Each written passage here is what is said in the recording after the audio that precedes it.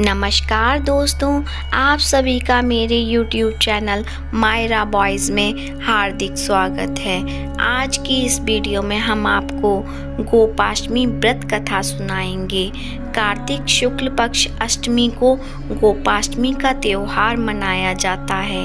इस दिन भगवान श्री कृष्ण ने गोचारण लीला शुरू की थी, जिसके लिए गौ माता की सेवा की जाती है। इस दिन बछड़े सहित गाय का पूजन करने का विधान है।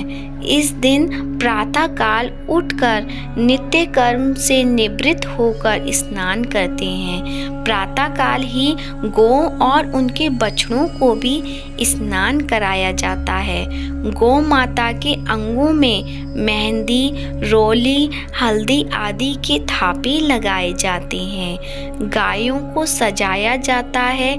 प्रातः काल ही धूप, दीप, पुष्प, अक्षत, रोली, गुड़, जलेबी, वस्त्र और जल से गौ माता की पूजा की जाती है और आरती उतारी जाती है। पूजन के बाद गौ ग्रास निकाला जाता है। गौ माता की परिक्रमा भी की जाती है। परिक्रमा के बाद गौ के साथ कुछ दूर तक चला जाता है। अब सुनते हैं गोपाष्टमी व्रत कथा नंबर 1। प्राचीन काल में एक बार बाल गोपाल जब 6 साल के थे तो माँ यशोदा से कहने लगे कि माँ, अब मैं बड़ा हो गया हूँ और अब मैं बछड़े चराने नहीं जाऊँगा, मैं गौ माता के साथ जाऊँगा। इस पर यशोदा ने बात नंद बावर पर टालते हुए कथा की, अच्छा ठीक है, लेकिन एक बार बाबा से पूछ तो लो। इस पर भगवान कृष्ण जाकर नंद बाबा से कहने लगे कि अब मैं बछड़े नहीं बल्कि गाय चराने जाया करूँगा।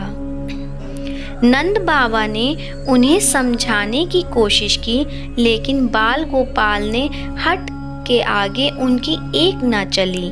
फिर नंद बाबा ने कृष्ण से कहा, ठीक है, तो पहले जाकर पंडित जी को बुला लाओ ताकि उनसे गोचारण के लिए शुभ मुहूर्त का पता लगाया जा सके। ये सुनकर बाल गोपाल दौड़ते हुए पंडित जी के पास पहुँचे और एक सांस में उनसे कह डाला कि पंडित जी, आपको नंद बाबा ने गोचारण का मुहूर्त देखने के लिए बुलाया है। आप आज ही शुभ मुहूर्त बताना तो मैं आपको खूब ढेर सारा मक्खन दूंगा। पंडित जी नंद बाबा के पास पहुँचे और पंचांग देखकर उसी दिन को गोचारण के लिए शुभ मुहूर्त बता दिया और साथ ही यह भी कह दिया कि आज के बाद से 1 साल तक गोचारण के लिए कोई शुभ मुहूर्त ही नहीं है।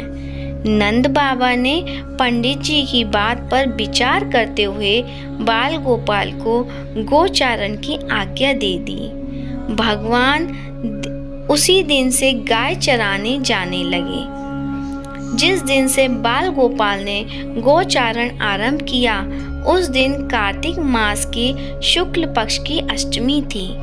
भगवान द्वारा उस दिन गाय चराना आरंभ करने की वजह से इसे गोपाष्टमी कहा गया है। कथा नंबर 2। कहा जाता है कृष्ण जी ने अपनी सबसे छोटी उंगली से गोवर्धन पर्वत को उठा लिया था, जिसके बाद से उस दिन गोवर्धन पूजा की जाती है।